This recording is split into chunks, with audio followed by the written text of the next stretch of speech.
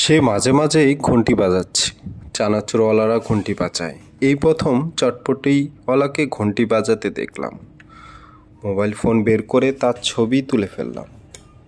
মাজেদা খালার এই যন্ত্রটি অতি উচ্চ শ্রেণীর, একের ভিতর অনেক। ছবি তোলা যায়, কথাবার্তা রেকর্ড করা যায়, ইমেল পাঠানো যায়। লাইলি মজনুর আমলে এই যন্ত্র থাকলে তাদের এত কষ্ট করতে হতো না। বর্তমানকালে প্রেমিক প্রেমিকারা বিরাট ভাগ্য নিয়ে এসেছে। মোবাইল কোম্পানিগুলোও প্রেমের ইজারা নিয়ে এসেছে। প্রেমিক প্রেমিকারা যাতে রাতভর কথা বলতে পারে তার জন্য কত কী ব্যবস্থা। কল রেটও অতি সামান্য, বিশেষ বিশেষ রাতে আবার ফ্রি। মোবাইল ফোন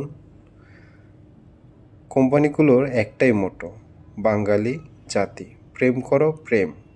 হে বাঙালি, প্রেমে ধরো হাত মম। কলিং বেলের চাপ ঠিকমতো পড়ার আগেই মাজেদা খালা দরজা খুলে হাসি মুখে বলল, হারামিটাকে পুলিশে ধরে নিয়ে গেছে। তোর খালু সাহেব টেলিফোন করেছিলাম, তার এক বন্ধু পুলিশে আছে, কমিশনার সাউথ। তাকে বলা মাত্রই এক গাড়ি পুলিশ চলে এসেছে। হনুমানটাকে মারতে মারতে গাড়িতে তুলে নিয়ে গেছে। 10 মিনিট আগে আসলেই দৃশ্যটি দেখতে পেতি। মজার দৃশ্য, অবশ্যই মজার। হনুমানটা চেঁচাচ্ছে, পুলিশের হাতে পায়ে ধরছে, পুলিশ পিটাচ্ছে, পাবলিকও হাতে তালি দিচ্ছে। রেণু কি দৃশ্যটি দেখেছে? হ্যাঁ দেখেছে, দুইজনেই একসঙ্গে বারান্দায় এসে দেখেছি। দৃশ্যটি দেখার পর তার রিয়াকশন কি? মেয়েটি শক্ত আছে, কোনো রিয়াকশন দেখা যায়নি। সে এখন কোথায়? গেস্ট রুমে বসে আছে। তুমি না বললে তালাবদ্ধ করে রেখেছ? তালাবদ্ধ ছিল, কিছুক্ষণ আগে তালা খুলে দিয়েছি। সে বলেছে পালিয়ে যাবে না। এ মেয়ের কথায় ভরসা করা যায়।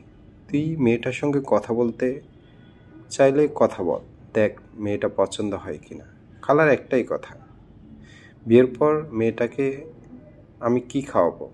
লোকজনের পকেট থেকে গড়ের মাঠে কিংবা সরোয়ার্দী উদ্যান, আর আমার পকেট তো নেই। মাঠ তো অনেক পরের ব্যাপার।